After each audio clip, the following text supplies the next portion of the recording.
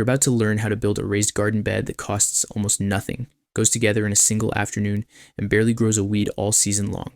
If you've ever thrown your back out double digging hard clay, watched your seedlings drown in a soggy patch of yard, or spent every weekend yanking weeds that came back faster than your vegetables did, this is the fix you've been looking for. By the end of this video, you'll know exactly how to size your bed, what to build it out of without overspending, how to fill it so things actually grow, and the one cheap cardboard trick that keeps it nearly weed-free from day one. Raised bed gardening isn't complicated, and you don't need to be handy to pull it off. You just need to get a handful of key decisions right, and that's exactly what you're going to do here. Start with why you bother lifting your garden up off the ground in the first place, because once you understand it, every other choice you make gets easier. When you plant in a raised bed, you control the soil completely. You're no longer stuck with whatever compacted clay or sandy junk came with your yard.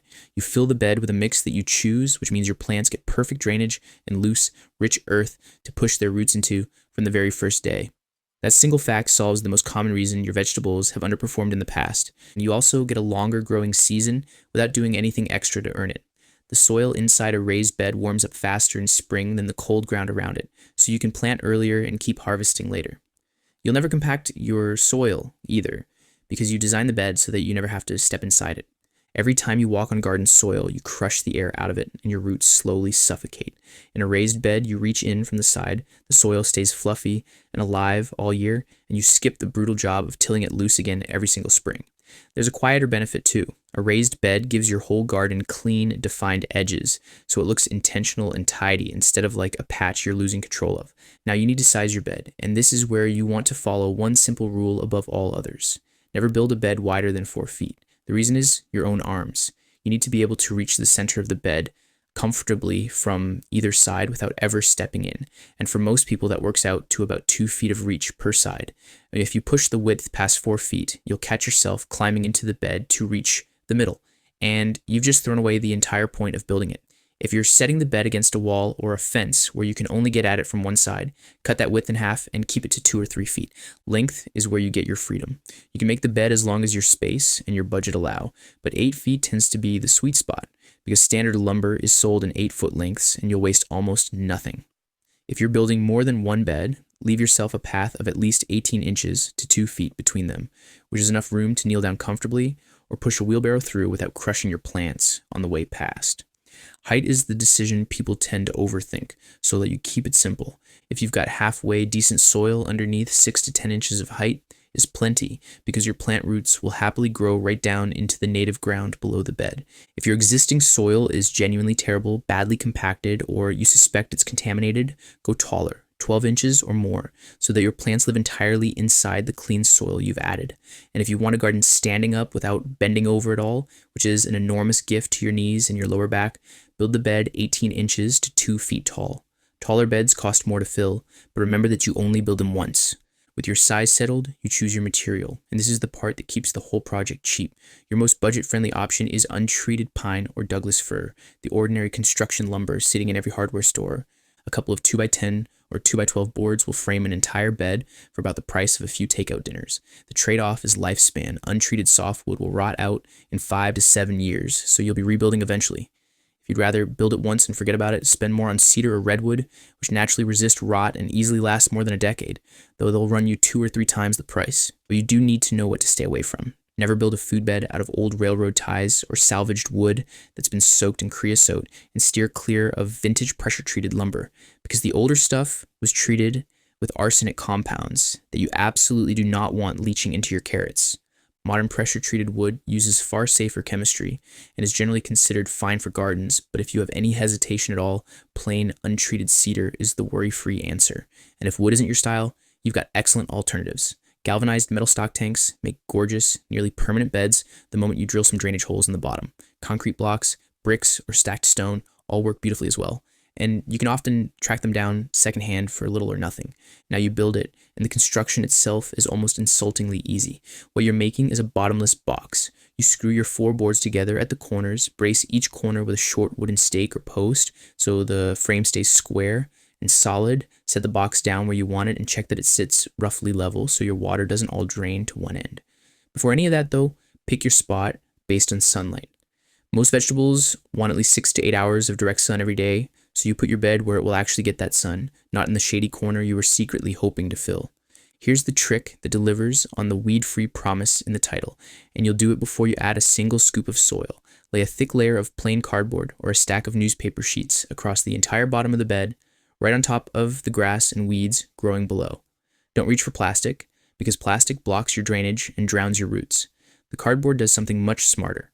It smothers every weed and blade of grass underneath it by cutting off all their light, and then it quietly rots down into the soil over a few months, by which point the weeds beneath are already dead and gone. If burrowing pests like voles or gophers are a known problem where you live, staple a layer of metal hardware cloth across the bottom first, underneath the cardboard, and they'll never tunnel their way in from below. Filling the bed is the step that makes or breaks your entire garden, so this is where you spend your money, not on the lumber. Whatever you do, don't fill your bed with bagged topsoil on its own, because it settles into a dense, airless brick, and your plants will sulk in it all season. Instead, you want a living, fluffy, well-fed mix. A reliable recipe is roughly half good quality topsoil or garden soil, a generous third compost or well-rotted manure for fertility, and the remainder a scoop of something to keep the whole thing airy, like coarse vermiculite or perlite. The compost is the actual engine of the bed, so this is the one ingredient you never skimp on. That rich, biologically alive soil is also your single best form of garden pest control, because strong, well-fed plants growing in healthy soil simply shrug off the pests and diseases that pick off weak, stressed-out plants growing in dead dirt. If you've built yourself a tall bed, you can save a serious chunk of money on all that soil. Rather than filling the entire deep box with expensive mix, fill the bottom third with logs, branches, fallen leaves, and other woody material first, then top the rest with your soil.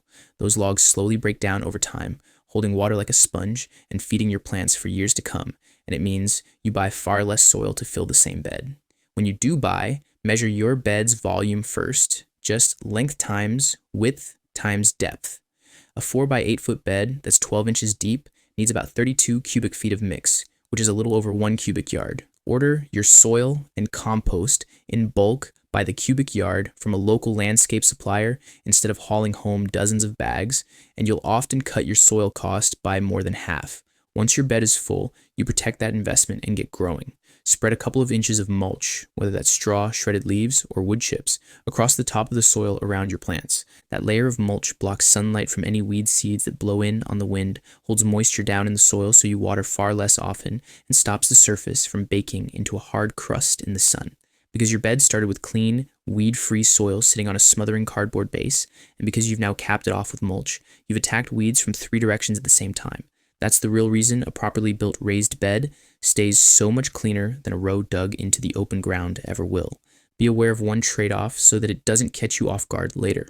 A raised bed drains faster than the surrounding ground, which is exactly what you want in a wet spring, but it also means your soil dries out faster in the heat of midsummer. You'll need to water consistently, and the easiest way to stay ahead of it is to lay a simple drip line or soaker hose across the bed and put it on an inexpensive timer. Your mulch will quietly do half the job of holding that water in the soil for you. When it's finally time to plant, take full advantage of all that perfect soil by spacing your crops a little more tightly than the seed packet tells you to, since your plants aren't fighting compacted earth or weeds for water and nutrients anymore. If you're just starting out, fill your first bed with the forgiving, fast crops, things like lettuce, radishes, bush beans, and leafy greens, so you get a quick, confidence-building win.